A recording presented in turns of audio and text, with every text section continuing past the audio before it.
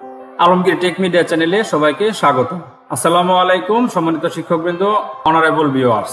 আজকের ভিডিওতে আমি আপনাদের সাথে শেয়ার করব প্রাথমিক বিদ্যালয়ের শিক্ষকগণ যেসব প্রশিক্ষণ গ্রহণ করেছেন সেই সকল প্রশিক্ষণগুলো কিভাবে PEMIS সিস্টেমে তথ্য আপডেট করবেন।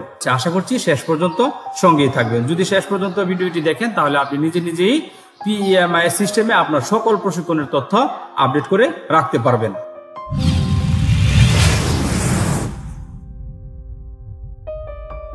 তো সেই জন্য আপনাকে প্রথমেই একটি ব্রাউজার ওপেন করে নিতে হবে। আমি আমার এখান থেকে গুগল ক্রোম ব্রাউজারটি ওপেন করে নিচ্ছি। গুগল ক্রোম ব্রাউজারের যে সার্চ বার রয়েছে সেই সার্চ বারে আমি টাইপ করব dpe.gov.bd। dpe.gov.bd লিখে এন্টার বাটনে ক্লিক করে দিব। এন্টার বাটনে ক্লিক করে দিয়ে দেওয়ার পর আপনাকে নিয়ে আসবে প্রাথমিক শিক্ষা দপ্তরের যে হোম পেজটি রয়েছে সেই হোম পেজে। এখানে আসার পর আপনি এখানে দেখতে পাবেন PEMIS সিস্টেম। PEMIS সিস্টেমে একটি ক্লিক করে দিবেন। তো এখানে ক্লিক করে দিয়ে দেওয়ার পর আপনাকে নিয়ে আসবে PEMIS সিস্টেমের যে লগ ইন পেজ বা সাইন ইন পেজ রয়েছে সেখানে।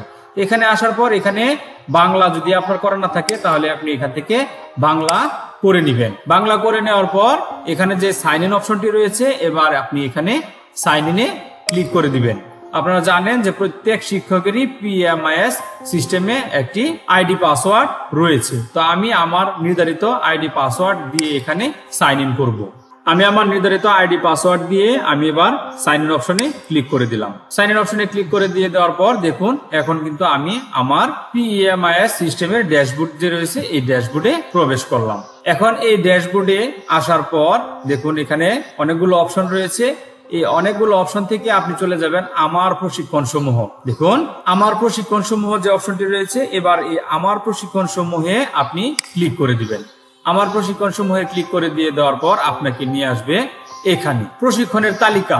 তো এখন দেখুন আমি সর্বশেষ ইউআরসি থেকে যে প্রশিক্ষণটা করে আসছি সেটা হচ্ছে গণিত অলিম্পিয়াড কৌশল প্রয়োগ করে বিষয়ভিত্তিক গণিত প্রশিক্ষণ। এটা 19 জানুয়ারি 2023 সাল। ঠিক আছে, এরপরে আমি আর কোনো প্রশিক্ষণ করিনি। তো এই তথ্যটা আপডেট হয়েছে। এই তথ্যটা এটা গণিত অলিম্পিয়াড প্রশিক্ষণ কিন্তু আমরা এর আগেই করেছি।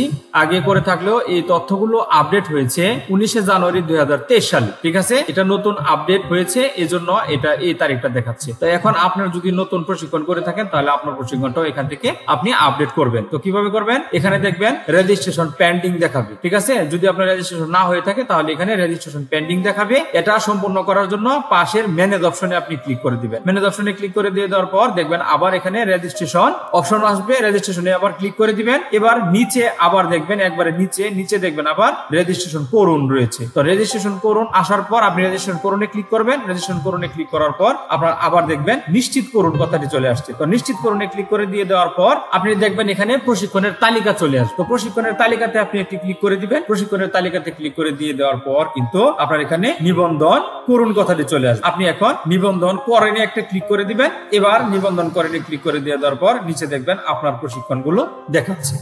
তো এভাবেই আপনি আপনার করা প্রশিক্ষণ শেষে এখানে যুক্ত করবেন বা গ্রহণ করবেন এবং নতুন প্রশিক্ষণ করে এই প্রশিক্ষণগুলো এখানে যুক্ত করে নেবেন।